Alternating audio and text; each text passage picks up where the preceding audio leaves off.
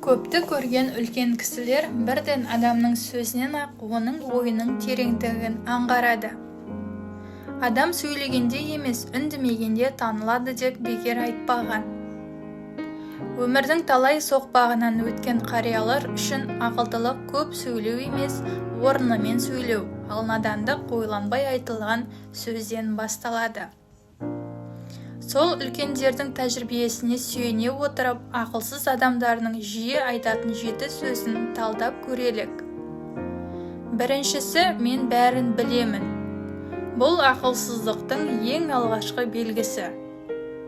Көпті көрген қариялар білген сайын білмегенің көбейеді дейді. Шын дана адам ешқашан өзін толық білемін деп есептемейді. Ал мен бәрін білемін деген жан ақылға жабық, үйренуге құлықсыз болады. Ата-бабамыздың білмеген у-7 деген өсиеті дәл осыған айтылған.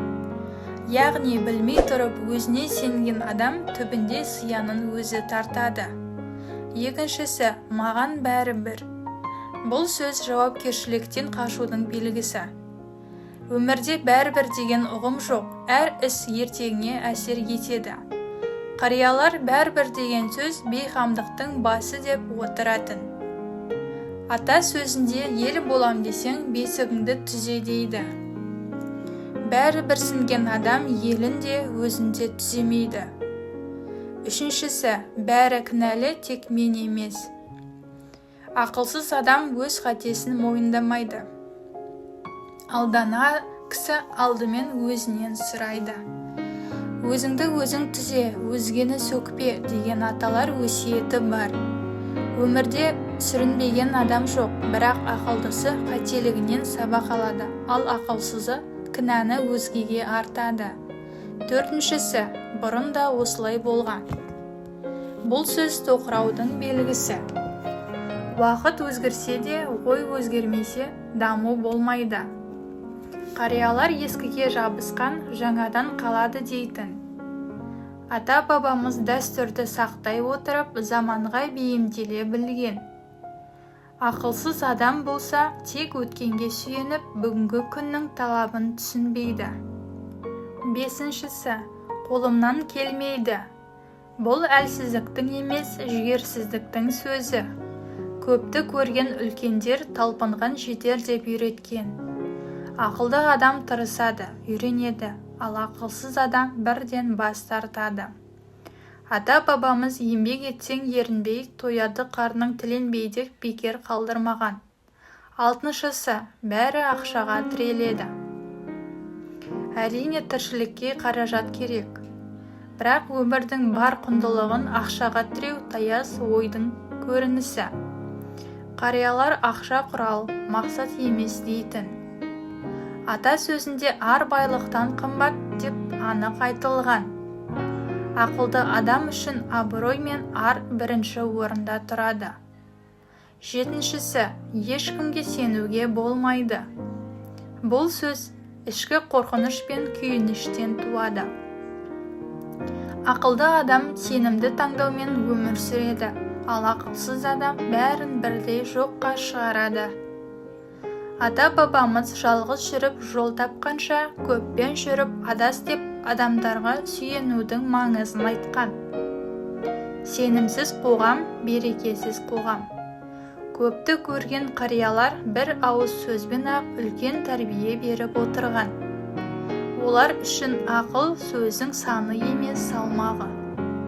Жақсының сөзі жан азығы, жаманның сөзі жан жарасы дейді дана халқымыз. Сондықтан әр айтқан сөзімізге жауапкершілікпен қарап, ата-бабадан қалған өсиетті жадымызда ұстасақ, ақылсыздықтың 7 сөзінен де аулақ боламыз. Ақылды өмір алдымен ойлы сөзден басталады.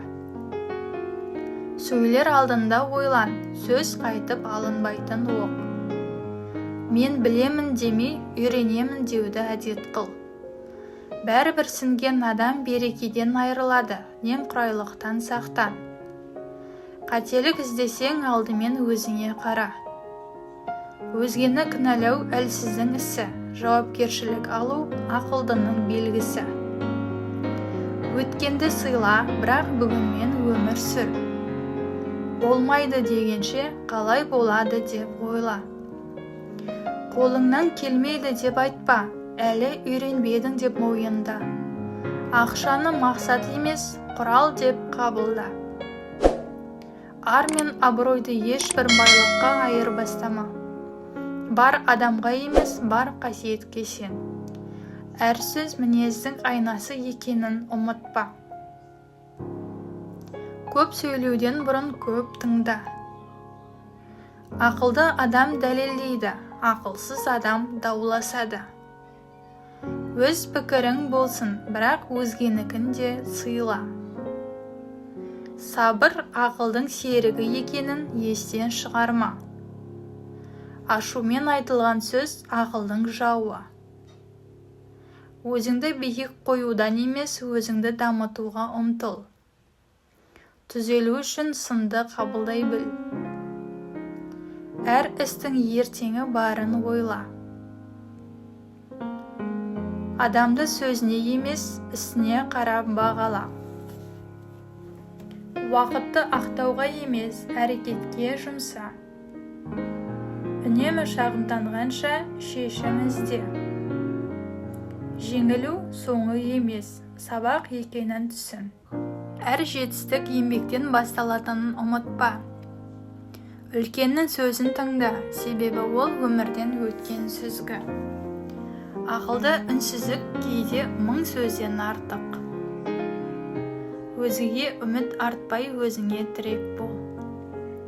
Ниетіңді түзе, сөзің де, ісің де түзеледі. Ақылды болу бәрін айту емес, артықты айтпау екенін біл. Өткенге сүйеніп қатып қалма, заманмен бірге ойлан. Қолымнан келмейді деудің орнына әрекет ет. Ақшаны өлшем етпе, адамгершілікті өлшем ет. Бар адамға емес, сенімге лайық адамға сен.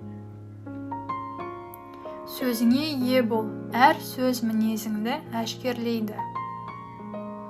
Ашумен шешім қабылдама, сабырмен ой қорыт. Өз ақылыңды дәлелдеуге емес, дамытуға күш сал. Көп сөйлеу емес, орынмен сөйлеу, ақылдың белгісі. Өзіңді ақтаумен емес, өзіңді түзетумен айналыс. Әр істің салдары барын ұмытпа. Өзгеден ақыл күтпей, өз ойыңды тәрбиеле.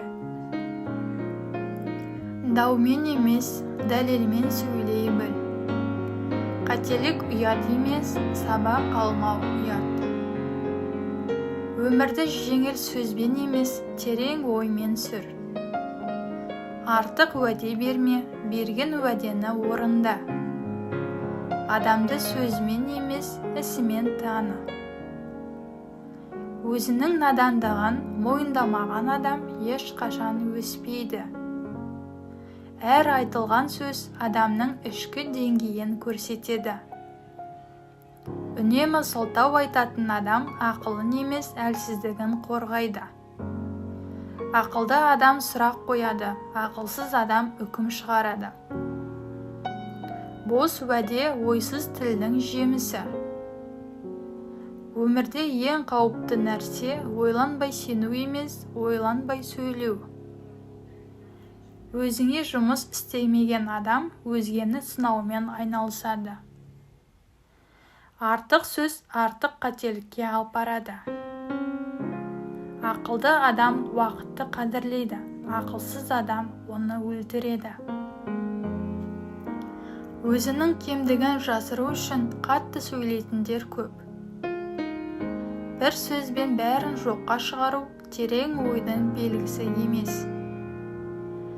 Ақылсыз адам ақиқатты емес, жеңісті іздейді. Өз орнын білмеген адам өзгенің орнын талап етеді. Көп сөйлеу білімнің емес, тәртіпсіз ойдың белгісі. Өмірді жеңіл түсінген адам ауыр сабақ алады. Ақылсыз адам өзгергісі келмейді, бірақ бәрі өзгерсін дейді. Әрбір орынсыз сөз беделден кеткен бір қадам. Даналық үнсіздіктен басталады. Өзгелерді кемсіту ішкі жұтаңдықтың көрінісі. Ақылды болу тілді емес, ойды тәрбиелеу. Ақылсыз адам сөзбен өзін ақтайды, ақылды адам үнсіз ісімен дәлелдейді. Әр ойланбай айтылған сөз ертеңгі өкініштің бастауы. Өз деңгейін сезбеген адам өзгенің деңгейін жоққа шығарады. Ақылсыз адамға ақиқат емес, өзінікі дұрыс болғаны маңызды. Тілді тежеу ақылдың ең алғашқы тәртібі. Өзгелерді тыңдай алмаған адам өзін де түсінбейді. Ақылсыз сөз уақытты ғана емес, абыройды жейді. Ақылды адам сөзден бұрын салдарын ойлайды. Айқаймен айтылған пікір әлсіз ойдың айғағы.